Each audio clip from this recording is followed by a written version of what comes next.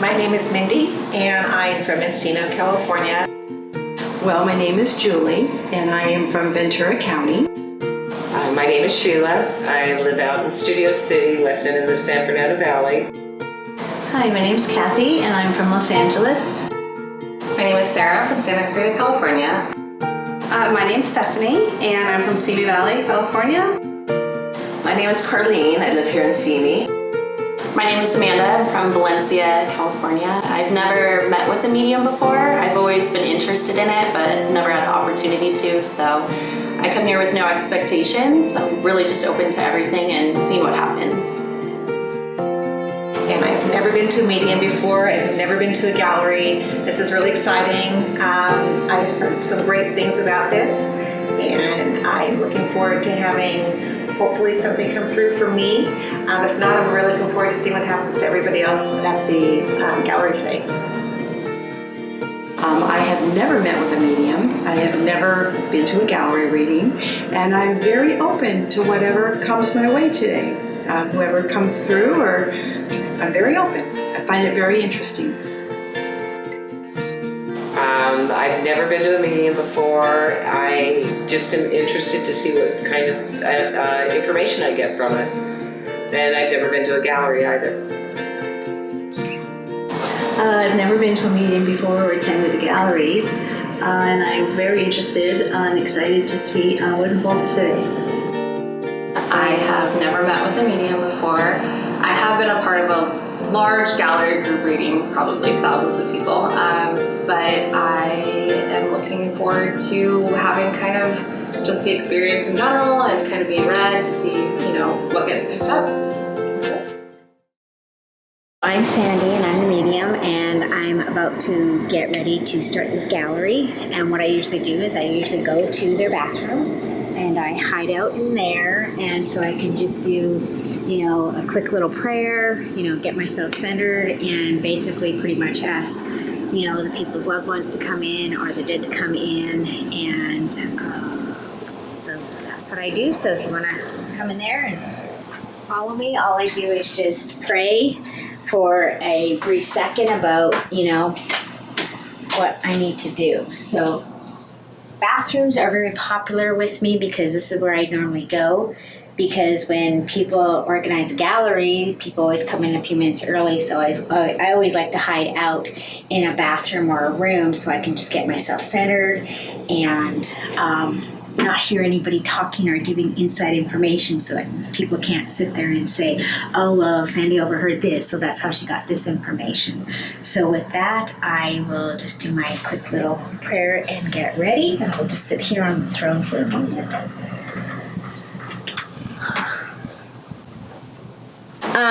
So this gallery, first of all, I want to thank everybody for being here today and being very patient with everything that's gone on today. So I always like to spend a few minutes just explaining who I am and what I do, and I keep seeing you in here.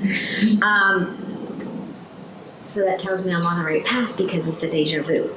So how this works is I am a medium, and that means I can communicate with people's loved ones regardless of when or how they crossed over, whether it was 5 minutes, 5 years, 50 years, 100 years, or whatever. But I never like to give out information that cannot be validated. But I am a medium, so I can talk to those who have passed over. I'm also a psychic, which means I can do past, present, and future readings. I can do, I don't like doing relationship readings, but that is something that I do sometimes. But normally I don't like to do those kinds because almost 100% of the time, if I'm doing a relationship reading, you're gonna find out that you're being cheated on, they're cheating, you're cheating, your marriage is over, you're getting divorced. So that's why I don't like to do relationship readings, because I don't want to be that person to give bad news. But I do outsource those to somebody that can give you the bad news, or when they're going to stop cheating, who they're cheating with, and blah, blah, blah. So I'm also a pet communicator, which means obviously I don't speak animal or anything like that, but once I prove to you guys that I can actually talk to dead people, when I tell you that your pets are saying something, you will more likely believe me, okay? I've had this ability all my life. So for me, this is very normal for me. It's like breathing to me. So I see the dead almost 24/7. And like I was telling some people here today, that you are actually walking around through dead people and breathing in their essence 24/7, whether you like it or not. Because they're around, they can go through walls, do all kinds of things, because the dead people are just basically energy, and that's how they're able to transport from here to there. It's not because they have wings or anything like that. It's just that's what they can do. So when I do start the gallery, I do ask everybody. There's no talking. Only person can talk to is the person that I'm about to read. They can talk, and I need all responses to be with a yes or a no, not because that's left to interpretation. So I need a strong yes or a strong no. If I tell you to write it down or remember it, so we will need a pad and paper. Write it down, because it doesn't matter what it is that I'm telling you. It is a fact. It's a trillion billion % going to come true. Knock on wood. Oops, knock on wood. What I tell you is fact. We do have this thing called free will, which I hate because it's a pain in the butt. But all free will means is that you're just prolonging the information that I'm telling you that's going to happen. So I can go tell you that you're going to buy a new car next week, and then you can decide, well, I'm going to wait for a couple more weeks for this car, and so therefore she changed her course. Doesn't mean that she's not going to get the car that I told her about, it just means it's going to take a little bit longer. There are extreme cases where free will can take years. Without saying too much information, I did have a client that I told her that she was going to marry somebody in our circle of friends. And for the longest time, she kept asking me, is it this person? I'm like, no, I don't know who it is, but I just know it's in our circle of friends. And once she ended one relationship, everything that I said happened, but it took her 7 years because that was based on her free will. So it had nothing to do with what I said. It was based on her own choices. But as soon as she ended that relationship, everything that I said did happen exactly like I said it would happen. Okay? I don't care how far-fetched it is that I tell you about a future event. I even had another client that I told her she's going to Paris, France. She didn't believe me. Long story short, she went January for 4 days, and then she went in April for 10 days. But she also went to the UK, Scotland, Ireland, all expenses paid and everything, and she didn't believe me because I remember she called me up in November after I told her in March, freaking out like, oh my God, I did not know how you knew, but I'm going to Paris, France twice. So keep that in mind. People ask me all the time, do we get warnings? Yes, we do. Sometimes we tell you, not so good news. It's not to scare you or upset you. It's just basically to give you time to say goodbye to your family, time to heal, time to have a reconciliation or whatever it is that needs to happen. What else? I don't know. I think that's about it. Oh, you cannot talk, but there will be a time where you can. So if I'm talking to you here, but you understand the information, just raise your hand and say, I understand what you are saying. And then, because once I let the spirits come in, which I did pray in the bathroom, and I said, okay, bring in the dead, let's go, let's bring in their loved ones, and let's see what happens here today. So if I'm saying something to her, you understand it, because with so many people's loved ones in the room, messages can kind of sound the same, or things can get crossed because there's so many dead people talking that it's like being in Starbucks. You hear everybody, so it's kind of hard to figure out who's talking to who and who's saying what. Okay. One more thing, people ask, do we predict death? Yes, but it's not like you're going to go outside at 3 o'clock saying you're going to get hit by a car and you're going to die. So nice to see you. Okay, it doesn't work that way.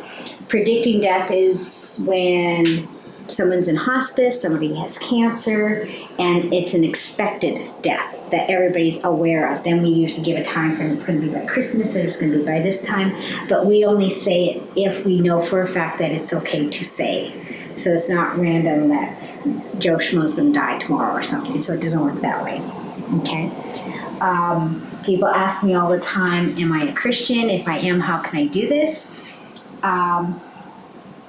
I do work directly with God, and I know that sounds crazy because we all pray and everything, but I have a very strong faith in God and Jesus Christ and the angels. And when I do this, and when I did my prayer in the bathroom, I actually protect everybody's souls here, because believe it or not, when you are allowing a psychic or a medium or a tarot reader, believe it or not, you're opening your soul up to the spirit world. You're giving us permission to get into your soul, get all the information, because that's where we get it from. Because your soul talks to us. So, we have a huge responsibility as mediums and psychics and readers to protect your soul. And that means when I read you and you go home, I have to protect her loved ones in her home. And because we're using this house, I have to protect everybody's soul in this house, including the dogs. If she had fish, turtles, whatnot, I have to protect their souls. Okay? Because here's the scary part, because when we let ourselves go, anything from anywhere, good or bad, can come in. So it's my responsibility to make sure everybody here is safe, including myself, including, like I said, your pets, whatever, that come in, okay? And do they stay here? Yes, sometimes they do. People ask me to, sometimes I like to actually kidnap your loved ones and take them home with me because I have a nice rapport with them. Or I like your Grandpa Joe, for example. I like his energy, so I'm going to take him home with me and have him be my spirit guide, so to speak. Okay? So once I start, if I go quiet, please do not talk to me, do not say anything, because I'm actually listening to the spirits talking to me or to your loved ones. Okay? I do channel people, which means that your loved ones go inside me and I do the mannerisms of your loved ones. Okay? That's how I interpret channeling, because that's how it works for me. So if you have a loved one that's always slouching, walking with his hands in his pocket or something, I will start doing something that they do. It doesn't happen every single time, but it does happen. Okay? I don't touch you, but there is a lot of touching sometimes with people, but I do get your permission. And believe it or not, when I'm touching you, it's not because I want to touch you, it's because your loved one is actually, their energy is actually touching you. Okay? So with that, I am going to do a quick little prayer. I say it by myself because that's just what I do. So once I do the prayer, then we will start with the gallery. And this will last 1.5 to 2 hours, okay? And then after that, then everybody can, say whatever it is that they want. They can ask questions, okay? And I would like to say that you get what you need, not what you want in the gallery. So you might want to be talking to Grandpa Joe again, and he doesn't come through, but somebody else comes through, because that's who you need to speak to, okay? But almost 100% of the time, the person that you want to does come through.